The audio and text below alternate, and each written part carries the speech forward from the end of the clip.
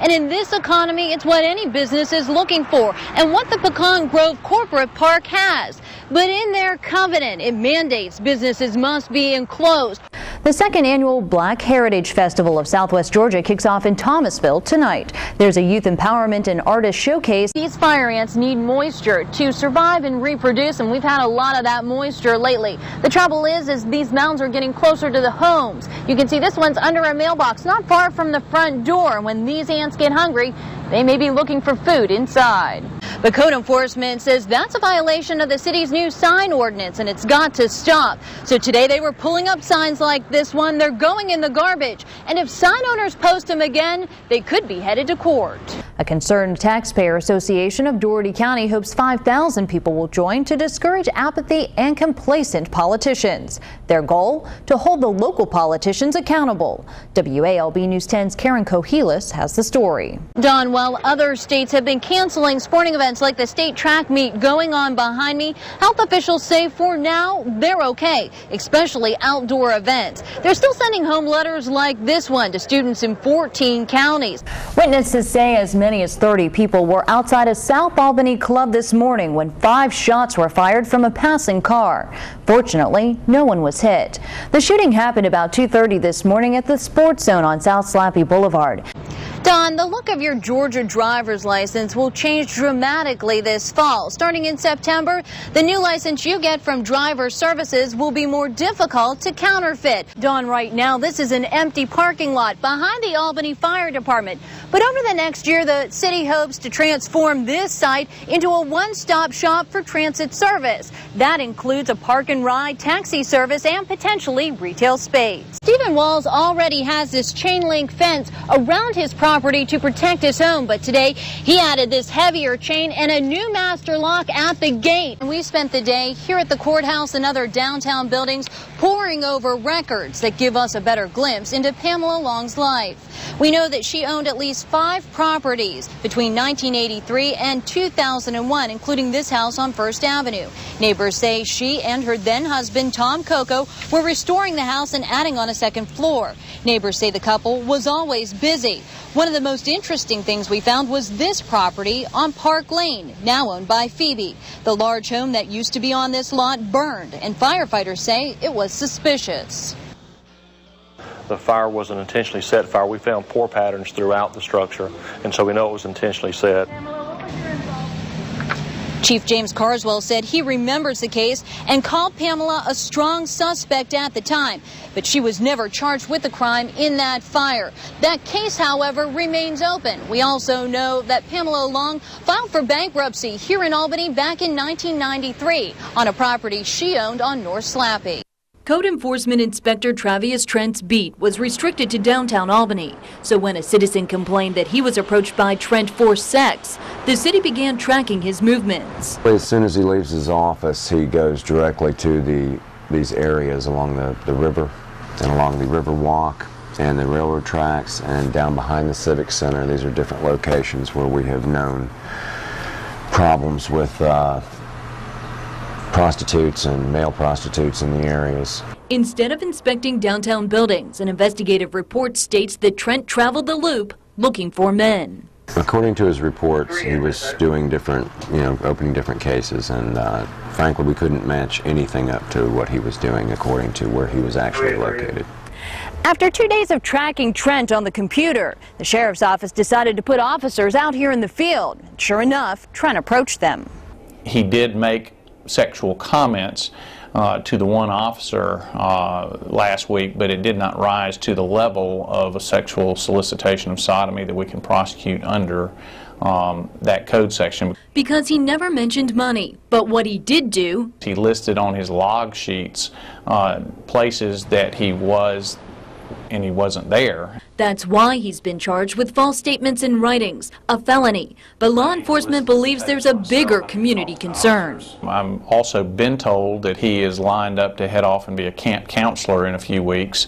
That is very disturbing to me. I'm going to make sure that that the appropriate officials there are aware of what's going on with the investigation. For now, the investigation remains open, and the sheriff's office expects additional charges will be filed. Jennifer Emert, WALB News 10, Albany. As a generator technician, Chase McReynolds travels from New Orleans to Jacksonville and everywhere in between. 3 weeks ago, while he worked in Albany, someone broke into his truck and stole tools, a GPS device, and a cell phone. This was the window that they actually broke out, and they just popped the lock open.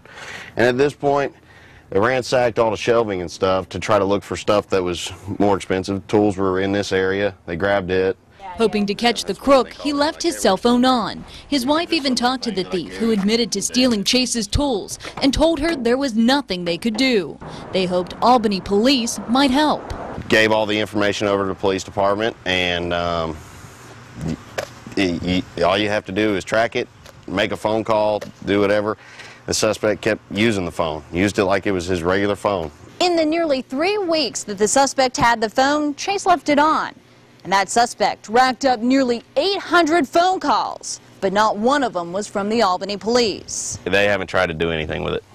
I was actually coming from the detective on the case. He hasn't done anything with the phone. McReynolds says Verizon told him earlier this week they hadn't heard from Albany police. Police will only say that they are now working with Verizon to try and locate the suspect, even though the phone has been turned off. Chase is pretty sure he'll never see those tools again. And after hearing what happened Tuesday morning in the parking lot of the Quality Inn, he sympathizes with the man who did take action to stop someone he thought was a thief. What do you do? I mean, nobody else is doing anything to stop this. So sometimes, you know, I feel for the person that's in jail now, you know. I mean, he's just trying to take care of business. Carl Gregory Chrysler Dodge Jeep Hyundai of Albany believes customer service is #1. When a customer complained that her monthly payments on her new car were too high, they became concerned. She went up to a employee who is a financial officer and handed him the receipt, and he saw that it wasn't a Carl Gregory receipt. He then blew the whistle on him when he figured out what they were doing. Investigators say General Manager Joseph Cliff Martin and top salesman Kenneth Bo Kennedy were taking customers' cash payments and pocketing the money, then hiding their crime in the paperwork. Vehicles that were traded in were parked on the back of the lot and never paid off. People will come in and they may have cash, and the people involved in this scheme were basically scooping the cash, putting it in their pockets, and substituting a rebate in lieu of the cash, and you know, the customer basically is not any the wiser. Other managers at Carl Gregory were, and they called the Dougherty County Sheriff's Office. Former sales manager Joseph Martin was arrested at his apartment at Marsh Landing, where they also found one of Carl Gregory's missing vehicles. Another vehicle is linked to a drug bust. One of these vehicles ended up, as I understand, being involved in some kind of a traffic stop in Florida with the DEAs. Investigators have talked with Bo Kennedy about turning himself in, but he hasn't. Carl Gregory has reimbursed the 6 customers who were victimized and taken measures to ensure nothing like this happens again. It's our customer. That's the lifeblood of my business. And, you know, again, we've spent so much time and effort over 20 years that we don't want a couple of, you know, folks, you know, to tear that relationship up. I mean, we're going to be proactive anytime we see anything at any one of our stores.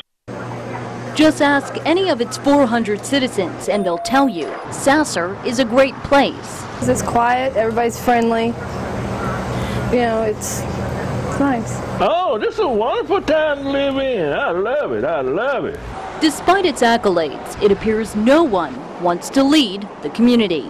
I didn't know we even had a mayor in Sasser, to be honest. And quite frankly, I think this little town has a lot of potential. And as far as being a cute little town, if we could get more of our people involved. Mayor Larry Hoff's worried this sleepy little town is turning into just that, a bedroom community where people lay their heads at night but don't get involved during the day. He admits the job can be a labor of love. The time I've had in office, general to me has been rewarding. Not monetarily, but you know, just personally it's been rewarding. Hoff and residents hope someone will step up. They just, you know, just don't want to get involved. I don't know what the reason is. Step up no matter what their reason. Jennifer Emert, WALB News 10, Sasser.